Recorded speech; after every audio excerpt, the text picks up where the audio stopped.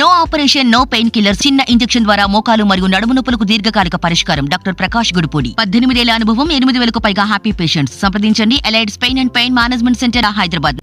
రాజకీయ లబ్ధి కోసం విపక్షాలు హింసను ప్రేరేపిస్తున్నాయని ఆరోపించారు మంత్రి బొత్స సత్యనారాయణ. అనవసరంగా తమపై నిందలు మోపుతున్నారంటూ మండిపడ్డారు. అధికారుల తొందరపాటు నిర్ణయాల వల్లే హింసాత్మక ఘటనలు జరిగాయని ఆరోపించారు. తమకు ఎలాంటి అభద్రతా భావం లేదన్న బొత్స 175 సీట్లకు దగ్గరగా వస్తామని ధీమా వ్యక్తం చేశారు. ఒకటి రెండు చిన్న సంఘటనలు జరుగుతున్న నేపథ్యంలో వాటిని రాజకీయ లబ్ధి కోసం రాజకీయ కోణంలో దయచేసి శాంతియుతంగా ఉన్న మొత్తం ప్రాంతంలో ఇటువంటి సంస్కృతి లేని నేపథ్యంలో రాజకీయాల కోసం లేనిపోయిన రాజకీయ ఆరోపణలు చేస్తూ వాటిని ప్రేరేపించొద్దని అన్ని పార్టీలని కోరుతున్నారు.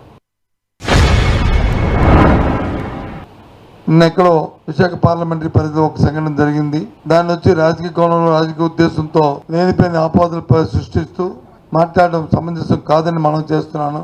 పూర్వపరాలు తీసుకుని చేయాలని, అలాగే సైమిల్టేనియస్గా నేను కూడా పోలీసు అధికారులతో మాట్లాడడం జరిగింది.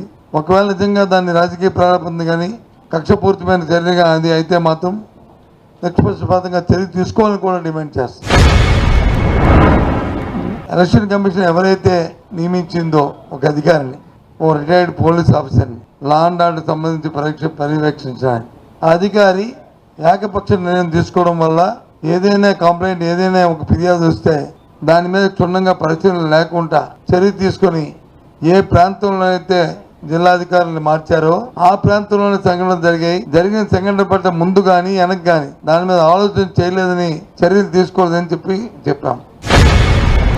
మాకే అబద్ధ భావంతో మేము చేయలే. ఎందుకంటే రాబోయే కాలం మళ్ళీ రాష్ట్రాన్ని పరిపాలించిన వైఎస్ఆర్సీ పార్టీ కాబట్టి అటువంటి సంగతి పునరావృతమని మళ్ళీ కక్షలు కారుణ్యాలతో ఉండకూడదు. ఈ రాష్ట్రమని శాంతియుత వాతావరణంలో ఉండాలని, సోదర భావంతో మెలగాలని మేము నిన్న తీసుకున్న నిర్ణయం. 175 దగ్గరికి వస్తాం.